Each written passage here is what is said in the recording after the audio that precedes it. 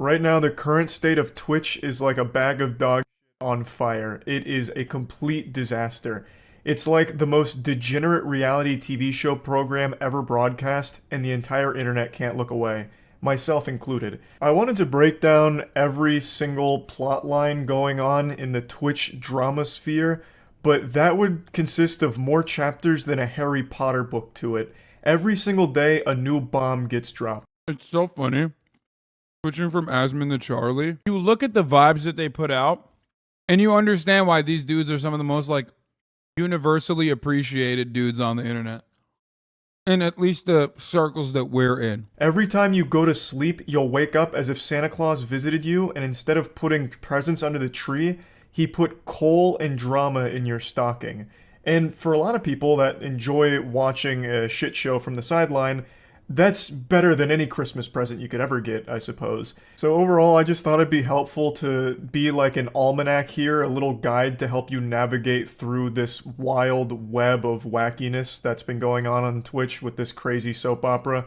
So I'm going to try and enter into a flow state here and explain it all as best and as quickly as I can. So I'm going to try and really tap into the avatar state here to drive home all of the important stuff happening there.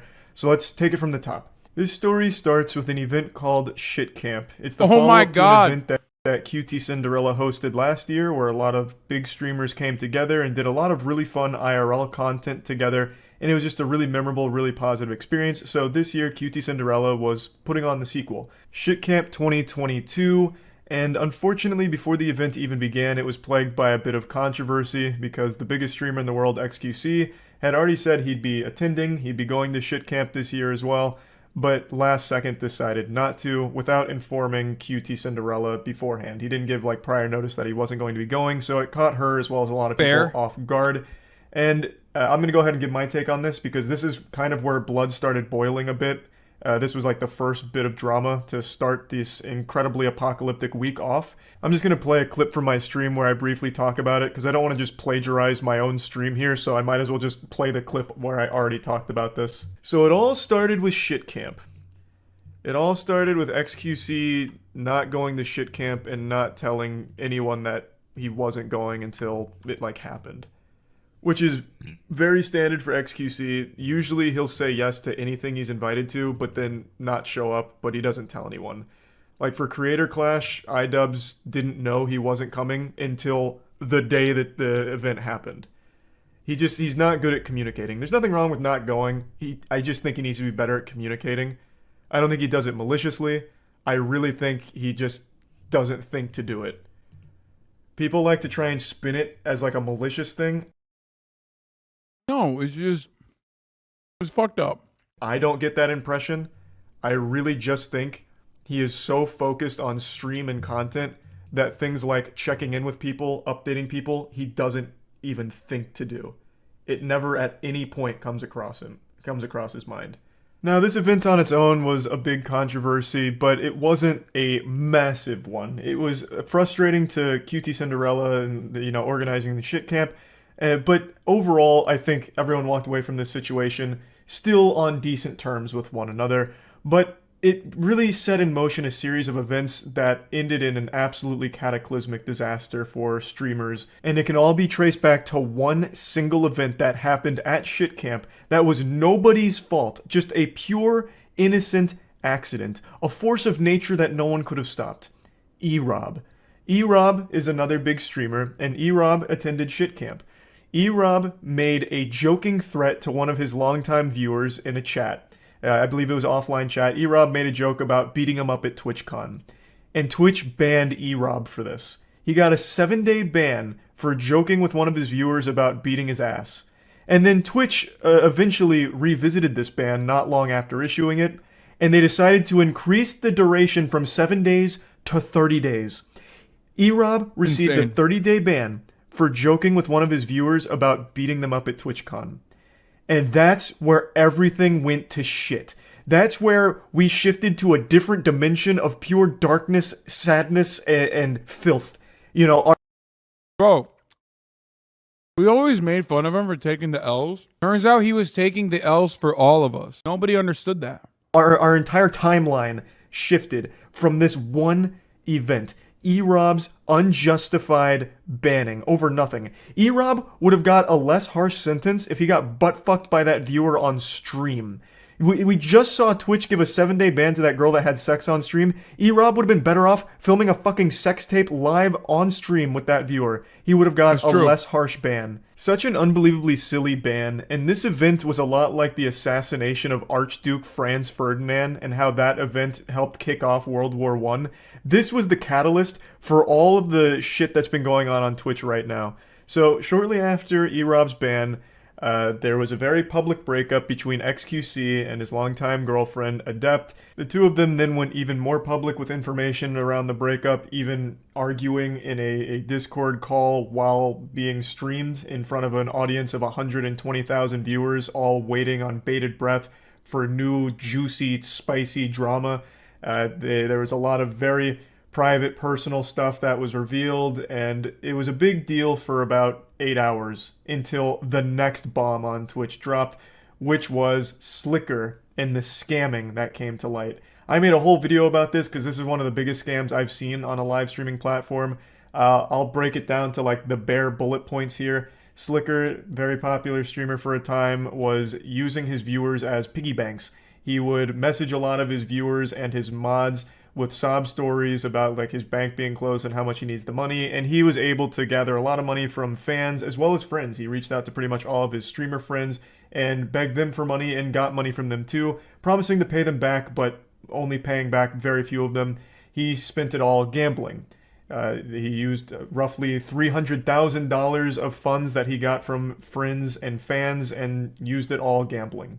So that all came to light, which then overshadowed the breakup stuff and the Slicker scam being the biggest news on the platform until the next day. That had about 24 hours worth of being Twitch's biggest controversy, so that had a pretty good run, all things considered. There was a lot of longevity there. The next day, this whole gambling situation started to bubble over onto Twitter, because this was such big news. Everyone was then talking about gambling addiction, like, look how bad slots are for you, look at what this streamer did. And it all ties back to Twitch allowing gambling on their platform. So then it became a big movement on Twitter with, the hashtag Twitch ban gambling, and a lot of people giving a lot of takes on, the proper way of handling gambling on live streams. And this started a war because there's a lot of popular streamers that do gambling. So then a lot of those streamers were feuding with streamers that were vocal against gambling, and they were clashing on Twitter all night. And then about 6 hours after that, we had another fucking massive bombshell drop with a different piece of drama outside of like the normal streamer category. This is chess. I made a whole video about the chess cheating scandal that's going on right now with the anal bead cheating hypothesis. This had a new development. To break that down, a chess grandmaster named Hans Niemann beat Magnus Carlsen, the #1 chess player in the world, in a shocking upset, and Magnus Carlsen withdrew from the tournament that he lost to Hans in and insinuated Hans may have cheated. So then speculation ran wild, and eventually people started to wonder, did Hans Niemann cheat by using a chess bot programmed into a pair of anal beads or a butt plug? So that's been like the big chess drama there. And 12 hours ago, 6 hours from the gambling fighting on Twitter, Hans Niemann and Magnus Carlsen faced each other in their first chess match since the controversy. And they were playing online chess. Someone in the chat just said, I remember you VIP'd Hans Niemann once. Wasn't Hans Niemann a HasanAbi head? Is that who that was? We were going to do chat advice, like relationship advice, dating advice, stuff like that. And I think he said he wanted to be a part of it.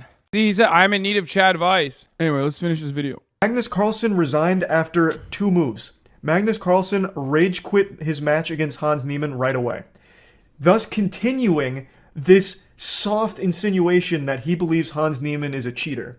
So that spiraled chess into an even bigger pit of controversy, because that is a big deal. That is very unprofessional. That affects the entire tournament, not just Hans, with him resigning like that.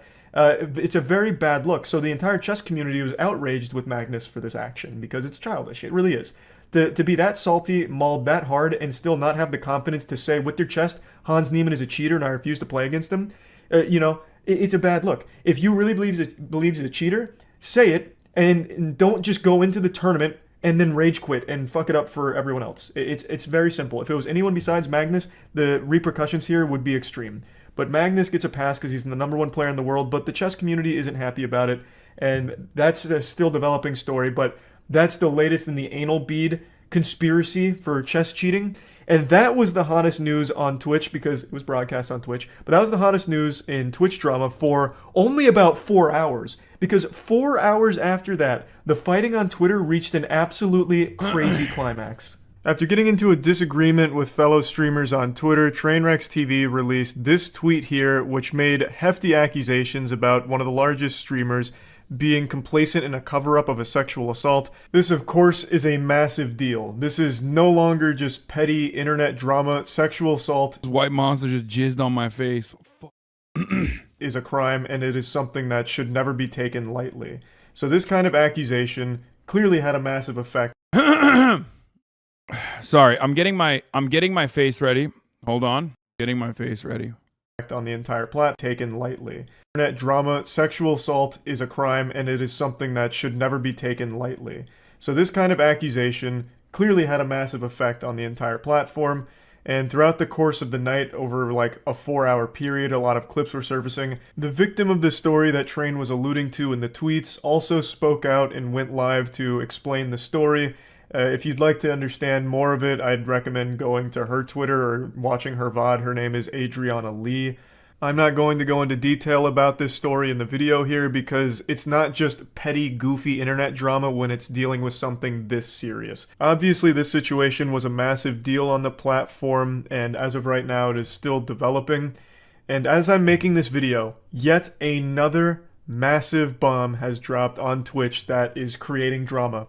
Twitch put out an official statement on their stance on gambling, and it seems like they have outright banned any kind of gambling involving slots and shit like that, which was their main category for gambling. In their statement, they said they're making an update to their policy effective October 18th that'll prohibit the streaming of gambling sites that include slots, roulette, or dice games that aren't licensed either in the US or other. Wait, sorry. We have an update on Hans. It's really nice to see you here. What actually brought you here? Motherfucker never needed chat advice to begin with, bro. He made his own. Turns out he made his own chat advice. Look at this guy. Today to St. Louis Chess Club. So we're out here supporting the tournament that's going on right there inside.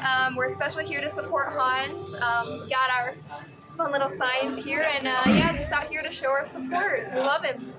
Create some buzz for the tournament in general. You know, it's a beautiful game, and not a lot of people know about it, so we just wanted to get some excitement going outside of the tournament. Chess is not dead.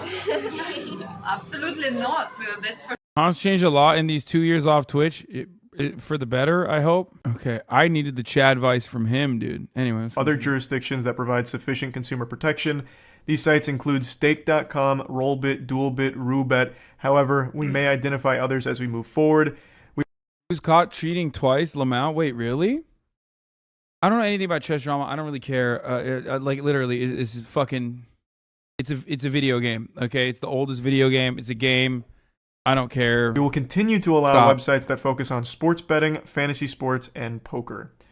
So, for those that don't know, gambling on Twitch has been an absolutely massive category for quite some time now, specifically slots. That's where most of all of the gambling streams take place. It's boring. It's boring. It's boring to me. Okay. It's literally no patches, no updates. It's like 4,000 years old. Okay. It's just like such an old fucking game. If chess was so good, why no chess 2? Get wrecked. In the slots category. And the biggest sponsor of gambling streams on Twitch is Stake.com. The fact that Twitch put Stake.com in their statement by name is huge. They are paying millions upon millions of dollars for streamers to gamble on their site. They have so much sponsorship money that they've tossed around on Twitch, and the fact that they are now prohibited immediately cuts that entire thing off. I truly never thought Twitch would outright ban gambling like that. Now, of course, they did allow exceptions for like poker, sports betting, and fantasy sports, but I genuinely never thought that they would cut off slots, roulette, and everything there. That is a wild, big dick move there that is going to cause at least a month worth of controversy on the platform because there's a lot of gambling streamers that just lost massive, massive amounts of money from their Stake.com sponsorship deal, as well as just content, because streaming slots for a lot of streamers was the main source of their content for a while now. So that's just going to be a huge change for a lot of people on there. Not only streamers, but viewers, because there's a ton of viewers that only watch gambling content. So that whole situation there, that's a game changer. So it has been a fucking crazy week on Twitch. It's fucking wild. Hopefully this caught all of you up to speed. I gave you like the bare bones essentials to every story that's been going on recently. That's about it. See ya.